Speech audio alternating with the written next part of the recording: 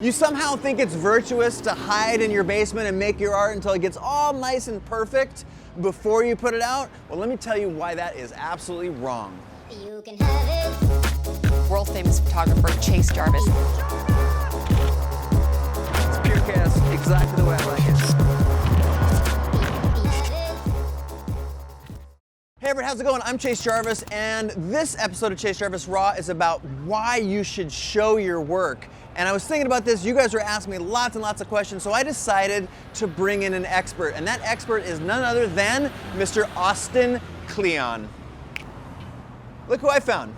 So one of the things that we're, like, again, I try and scope the landscape of people who pay attention to what I do and the questions that they have, and one of them is, like, what's the real value in showing your work? Because what if it's not good? People are gonna think I'm a bad photographer or designer or whatever. You're, well, author of the book, Show Your Work. We could talk about this for hours. I know you give great talks, but give us three. 1, 2, 3. Thing one is bing. So number one, becoming a documentarian of what you do has intrinsic value. By keeping track of your progress, by putting things out there, you have to know what you're up to. And by showing your work, you're actually, in a sense, keeping track of, you know, where you're headed and where you've been. And there's some accountability there. It's definitely about being held accountable. You know, if you have to, you know, say you set up, I'm gonna, you know, every day this month I'm gonna post a image of my painting in progress. That means that you gotta be painting every day or you're gonna show nothing, right? True that. Right.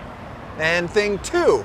So number two, bing. Showing your work serves a kind of, you know, a lot of people don't like the word self-promotion, but it is a kind of self-promotional thing in that a lot of people out there, we're in this like kind of moment right now where people are just as interested in how the work is done than the actual work themselves. So by putting your stuff out there, by sharing your process, people get to see it, and sometimes it can lead to work. Sometimes, you know, people see how you work and they'll like want to hire you for a job, or sometimes people are just interested in how you make things. Number three. Thing three. Number three, finally, I think this is the most important thing. And by sharing your work, by sharing your process, by putting yourself out there, a little tiny community can form around your work, and these people pop up in your life and people start giving you stuff back. They tell you what they think about your work.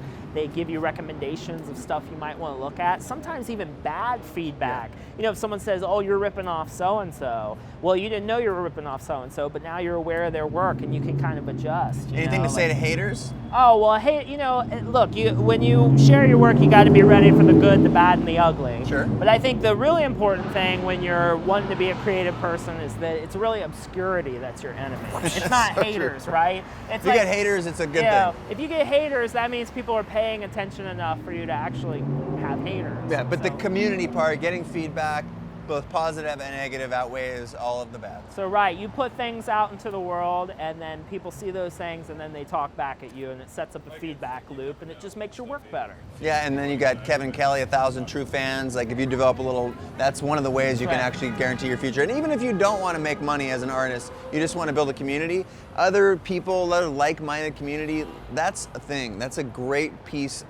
that's a great derivative thing of doing your work every day. You get to have other people that you can commiserate with. I would say in some ways, that's the absolute best thing that could happen to you. Well, you asked the question, I went and found literally the person who wrote the book. Those are 3 reasons that you should show your work. Thanks, brother. Thanks, Chase. You can have it if you want it. It's gratis, it's for free. There ain't no strings attached, no, there ain't no catch. Take my love, take my love, take me. You can have it if you want it.